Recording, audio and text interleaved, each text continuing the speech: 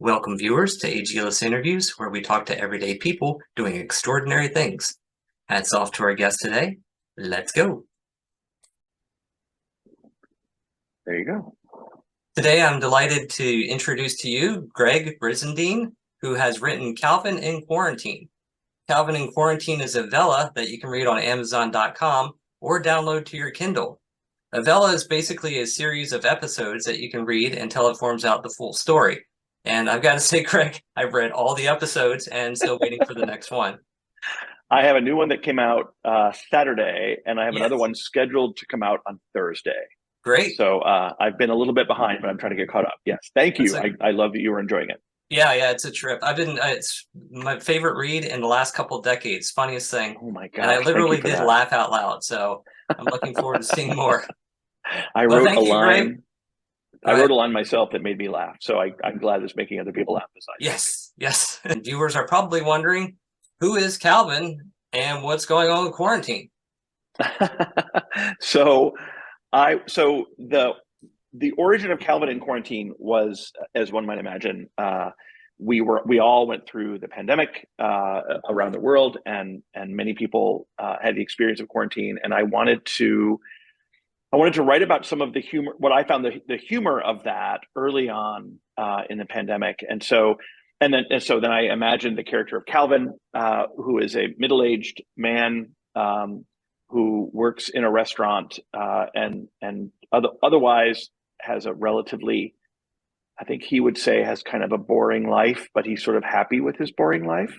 But he's pushed out of that by the need to respond to this pandemic. So I had spent a number of years as a waiter. I worked in restaurants, and so it was really fun to write the first couple of episodes of Calvin's story with him as a server. I got to write some of the things that were fun about that job. Yeah, that's kind of where it started. And I got the chance to be part of the beta experience for the Kindle Vella publishing platform. So it was an opportunity early on to sort of imagine, well, if I had a chance to write an episodic story, what might I come up with? And that was Calvin in Quarantine. Great. And if I recall, there's a bit of a twist to what quarantine entails. Did you want to kind of give us a little Sure. insight as to what that is? Yeah. Well, so I will tell you that, and I don't think I'm giving it away. So we all lived through the COVID-19 pandemic, and of course, COVID-19 is recognizable, I think, by most of us. The virus that I created for this story is a little bit different. It's a 3-phase virus. In phase 1 of the virus, a person has a light cough and a light fever. In phase 2 of the virus, somebody who has been infected no longer believes in science, and they get all of their information from memes on the internet. And then phase 3 of the virus is you become a zombie. And so I will tell you, the experience of writing a story that has zombies in it is the most fun I've had in a really long time. So that was, I wanted a virus that it reflected some of what was going on culturally. Social media has changed the way that we see the news and see each other and the way that we engage. And I felt like that was something I wanted to reflect in this virus. I'm not sure where zombies came from, other than it just being a lot of fun. It is, absolutely. So, do you have a favorite quote that you can share from the story? I'll tell you, I just wrote one the other day that made me laugh. So there is a point in the story where I'm not sure which episode it is, maybe 10 or 11. So we have our main characters, Calvin and his girlfriend Kate, and then they are, the first part of the story is they have to go and connect with Calvin's friend Matt and his girlfriend Anna. And so we meet all these characters, and there's a moment where Matt is very worried about Anna and whether or not she has been infected with the virus, and Kate is there with them, and Kate says something like something to the effect of, you'll know if she ends up eating people. And poor Matt, who is he's a fun character to write. It takes him a minute to catch up. He says, what do you mean eating people? Anna's a vegetarian. And it's a cheap joke, and I get that it's a cheap joke, and I don't care. It made me laugh, and I was editing that episode just a few days ago, and it made me laugh again. So Right. yeah, so that's one that I love. I'll also say that in the very first episode, I have two characters in the two restaurant customers in Calvin's restaurant, and I named them Buddy and Big Hair. Right. Big Hair is the woman, and Buddy is her husband. And this again, I worked in restaurants for years, and I felt like I packed everything I knew into Buddy and Big Hair. And originally, I will tell you, they didn't have any more, airtime, if you will, than that first episode. But I had so much fun writing Buddy and Big Hair that I don't see how I can't bring them back in some fashion. So I think they're coming back. I don't know when or how, but Buddy and Big Hair, just writing the interaction between them, at which there's actually not much, weirdly, but the interaction between them and Calvin was tons of fun to write. Yeah, it was great because they were kind of a fussy couple, and I could Yes. tell that you had the restaurant background. There was just way Yes. too many details packed into that one episode Yes.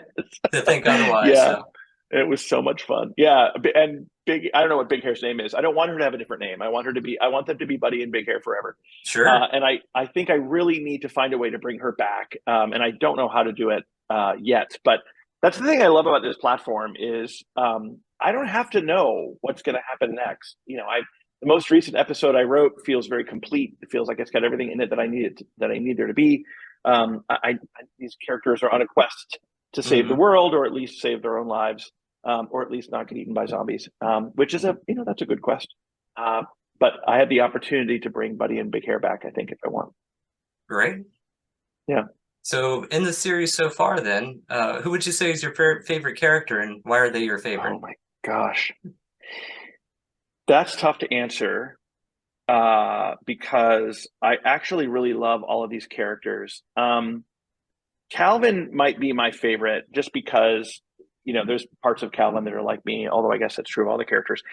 Kate, so far, I think is the most fun to write. She is pretty impatient with the world. She's impatient with Calvin. And so she's fun to write. I'm just kind of warming up to Matt. I don't really know what's going to be true of him.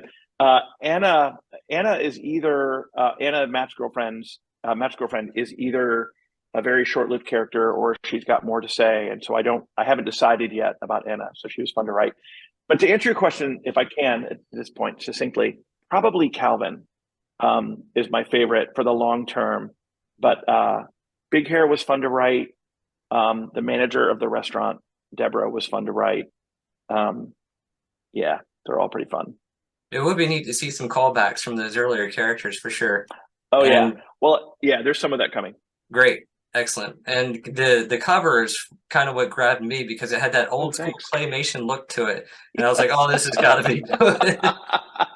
Well, I'll tell you, I spent some time some years ago. So that is a claymation puppet that I made. Okay, I spent some time some years ago learning stop motion animation and made a few very, very short things, which was fun. And I made that clay puppet. And when I made him, he's probably, I don't know, he's maybe 12, 14 inches tall. And I learned that I couldn't make a puppet out of all clay because his upper body was just too heavy. So as I right, was trying to position him, he was too heavy. And so he kept having this sort of what felt like a very zombie-like action when he would sort of tip over when I was trying to make him take action. So I ended up making a short zombie stop motion animation with that puppet. And so when I then went on to write Calvin in Quarantine, I couldn't think of a better cover than getting to use that. So that's a puppet that I made some years ago. great. Yeah, and you were Yeah. talking about previous professions. Did you want to run us through what your previous professions were and what you're doing now? Oh, sure. That's a great question. So I was a server for a really long time, and then I worked in various corporate settings in training and learning and development for a long time. I worked in customer service for a long time. I recently left my job a couple of months ago, and so I'm either unemployed or semi-retired, depending on which day you ask me. I will probably get some kind of new job in the next few months. But for right now, what I'm doing is sort of taking a breather and some time off and writing about Calvin in Quarantine. Yeah, I saw So, there were some other books you have out there about KPIs, some other yep. business topics. So very interesting. Yeah. Yeah, thank you. Yep, I wrote a book about KPIs. I'm actually working on an online course based off of that book. I'm working on another nonfiction book about performance management. I've also written plays. I've got 3 or 4 plays that I've written, some of which have been produced um, either online or in person. So I always have a number of writing projects underway. Right now, Calvin is one of, I think, 5 active writing projects, Mm. which is why sometimes I don't get to him as often as I want to. So a lot of writing going on. Do you have time for any Yeah. other hobbies, or is that it? That's most of it. Well, I mean, I don't know it's hard to know what counts as a hobby when you don't have a full-time job. Um, I bake sourdough bread. I feel like lots of people in the pandemic bake sourdough bread. There will be some inclusion of sourdough bread baking in the story because it's just so I don't know what the right word is. Everyone's doing it and it's a little bit trite probably. And that makes it fun for me. So there'll be that. Somebody's going to have a sourdough starter. That might have to be a thing. Now that you say it, as I think about it now, where the characters are right now, they're having to escape from one area to another. And it would be really fun to have someone say he couldn't go without his sourdough starter. So I may have to bring that in. So I bake a good bit. I live in Palm Springs, California, so it's very beautiful here right now. So I swim many days. I ride my bicycle many days. Try to get outside and stay active. Um, Nice. but yeah, I would say my primary hobby is writing in different formats. Great. Yeah, now that Yeah, now that you bring up sourdough, it's got to be canon. It's got to be in the book somewhere because I'm going to be I looking for think that you're one. right. Well, I think you're right, and it's such a part of what I wanted to do early on, and I didn't do this, and I may go back and do it. But there's so much about the early days of the pandemic that I wanted to bring in. So, and that, as you say it, sourdough feels really strongly that way. There was a minute, you may recall, there was a minute where we were advised to wash all of our groceries when we brought them back in the house, and so Yeah. so that's gonna come into the story. In the very early one of the early episodes is Calvin and Kate having to wash their hands very thoroughly, and I think it's called "Don't Forget Your Thumbs" because I remember that from one of the radio stories from it was probably Dr. Fauci that make sure when you're washing your hands, people forget their thumbs. Don't forget your thumbs. It was just such a weird, like down in the tiny nits of this pandemic moment that I thought that needs to live on. Yeah. Um, so yeah, so as much of the weirdness of the pandemic as I can pack into this story, I absolutely am going to. Yeah, I like the singing the birthday thing. So you can sing the birthday song because I Yes, remember seeing the signs up there saying "Sing Happy Birthday," and then right.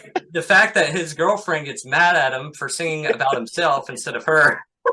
Yeah, well, that's has more to do with Kate than anything else. But yeah, I remember that too. Like wash your hands for as long as it takes to say happy birthday. Which again, just the whole pandemic just feels like it was. I can't say it's over. People are still getting it. I know it's still a very real risk, but good heavens, what a weird time to be alive. It You was. know, it was keep 6 feet away from. I don't think any of us knew how far 6 feet was until then. I have masks. I don't have a single jacket that doesn't have a mask in the pocket.